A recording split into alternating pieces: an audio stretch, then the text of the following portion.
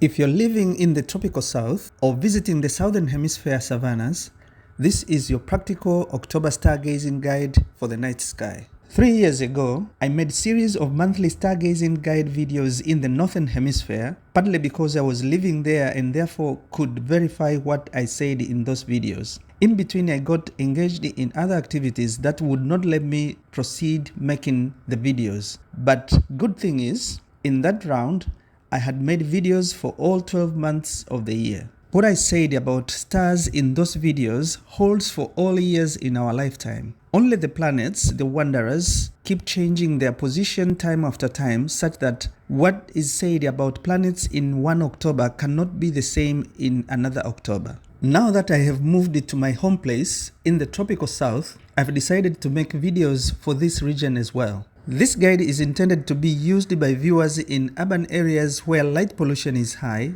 as well as remote areas where light pollution is low. For that reason, I will start by identifying the bright objects that can be seen in light polluted areas, and then proceed to identify dimmer objects. That way, this guide becomes suitable for use in both urban and remote areas. The illustrations used in this episode were obtained from Stellarium app. You can also access Stellarium on the internet through this address. The illustrations show the sky as it appears around 6 degrees south of equator in October from 9 to 10 p.m. The constellation that I've chosen to be the main for October in this episode is Grus, the crane, which is found in the southern sky at the date and time of this guide. In the course of finding Grus, we will see 3 more constellations, namely Phoenix, the mystical bird, Pavo, the peacock, and Tucana. These 4 constellations are together referred to as the southern birds. In the northern sky, we'll see the Asterisms summer triangle and the great square of Pegasus, with some of the associated constellations, namely Cygnus, the swan, Pegasus, the flying horse,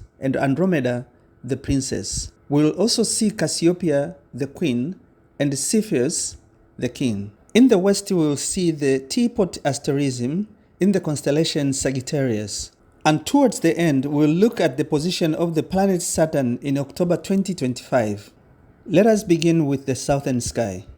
Facing south, turn your eyes slightly to the left to find the brightest star in that area. That star is Achernar, the 9th brightest star in the night sky. It is in the constellation Eridanus, the river, so it is also known as Alpha Eridani. Now, if you raise your eyes in the slightly rightward direction, you will see a pair of stars looking like this. The one to the left is reddish and the other is whitish. Both stars are in the constellation Grus, the crane. The whitish one is the brightest in this constellation. It is called Alnair or Alpha Grus, while the other is the second brightest, called Taiki or Beta Grus. Now, to the right downward direction of these 2 stars is a distinctly bright star that can be connected with lines looking like this. The star at the end here is called the Peacock in the constellation Pavo, the peacock. Again, from the 2 stars to the left upward direction, there is a bright star that we can connect with lines like this. The star up here is called the Fomalhaut. It is in the constellation Piscis Austrinus, the southern fish. From the middle of our shape, if you drop a line to Achernar like this, you get a shape that looks like a right rotated radio receiving antenna symbol. This shape is very distinct to me, so I like to call it the big antenna asterism. Like I said, the 2 stars in the middle are in the constellation Grus, the crane. The rest of stars in this constellation are too dim to see in light polluted areas. Therefore, I will trace it out for you, and if you are in a dark sky area, you can trace it with me. Let us start with the line to the left to hit the next star like this. Then up to the star nearby, then straight right, and further right to form the body of the crane. Next, we need to add the neck up from the right here, and complete the head by tracing another star up here like this. To complete the crane's shape, we need to add its legs. This we do from the star Taiki at the middle and run lines to 2 stars down like this. That completes the shape of the Grus, the crane. To the right down end of our antenna shape is the constellation Pavo, whose other stars are as well too dim to be seen in light polluted areas, but quite clear if you are in a dark sky area. The constellation Pavo, the Peacock, looks like this. Other interesting constellations in this area are Phoenix, the mystical bird, which is above Achernar, looking like this, and a smaller one, Tucana, in the middle here. Together, Phoenix, Grus, Pavo, and Tucana are known as the southern birds. If you look at the area to the right upward side of the constellation Pavo, you will see a region of relatively high density of stars. These stars are in the constellations Sagittarius and Cepheus, which we'll talk about more in the western sky. Some interesting things about the objects we have seen in the southern sky. Achernar is a hot blue star located 139 light years away. It rotates so fast to the extent that its shape is oval like an egg. Its luminosity is more than 3,000 times that of the Sun. Taiki is a red giant located 177 light years away. Its diameter is more than 180 times that of the Sun. Let us now turn to the northern sky. At the date and time of this guide, the stars forming the summer triangle asterism are the most dominant in that part of the sky. Look at the northwestern side of the sky towards horizon. You will see a very bright white star. That star is Vega in the constellation Lyra. To the right of Vega and slightly up, look for another distinctly bright star which you can connect with a line like this.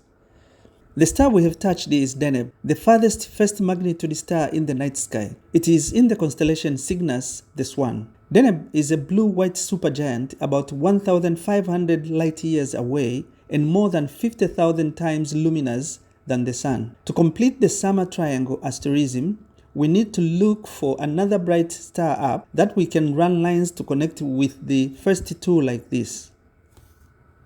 The star we have just touched is Altair in the constellation Aquila, the Eagle. That completes the shape of the summer triangle asterism. Deneb is the brightest star in the constellation Cygnus, and therefore it is also called Alpha Cygni. From Deneb, we can trace the constellation Cygnus like this. From this part of the world, date and time, the Swan is seen flying westward. Looking north again and straight up towards overhead, you can see 4 stars of nearly similar brightness forming a distinct square shape that looks like this. This is the great square of Pegasus asterism. The great square of Pegasus is part of the constellation Pegasus, the winged horse, which looks like this.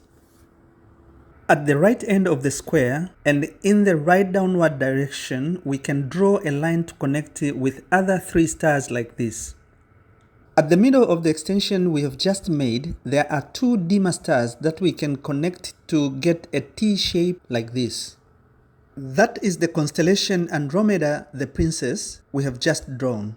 At the bottom of the T shape here is the Andromeda galaxy, our closest galactic neighbor, about 2.5 million light years away. Since we have seen the princess, let me also point you to the queen and the king. The constellation Cassiopeia, the queen, is down here, and the constellation Cepheus, the king, is down to the left here. If you are a stargazer from the north, you might have noted that the constellations that we have just seen in the northern sky look upside down. This is because as you travel south, the sky above you rotates northward. New objects rise in the south and some set in the north. When you get to a point where the objects that appeared in the southern sky now appear in the northern sky, those objects will look upside down and right side left to you. In the western sky, the dense region of the Milky Way galaxy is visible, marked by the constellation Sagittarius. The Teapot asterism, which is part of the Sagittarius constellation, can be spotted here.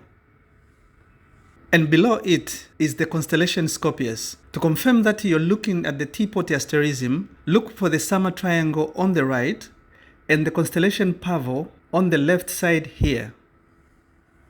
Now, before we conclude our tour, let me talk about planets. Planets keep moving relative to the background stars. So while the stars you see in October will be in the same position each October in our lifetime, planets will be in different positions. So everything we have seen from the beginning to this point will remain the same for each October. In October 2025, the planet visible around 9 to 10 p.m. at the place of this guide is Saturn, the ringed planet. To see it, just turn east, then raise your eyes towards overhead. You will see a bright yellowish object shining steadily here. This is planet Saturn. To confirm that you are looking at Saturn, you should be able to see the great square of Pegasus to your left here, and the bright stars forming the large antenna shape to your right here. The constellation Phoenix is at the bottom left side of the big antenna here. The permanent direction of planets' travel in the sky is eastward, but in October 2025, Saturn is in retrograde motion. That is, it is moving westward before it resumes its eastward motion towards the end of November 2025.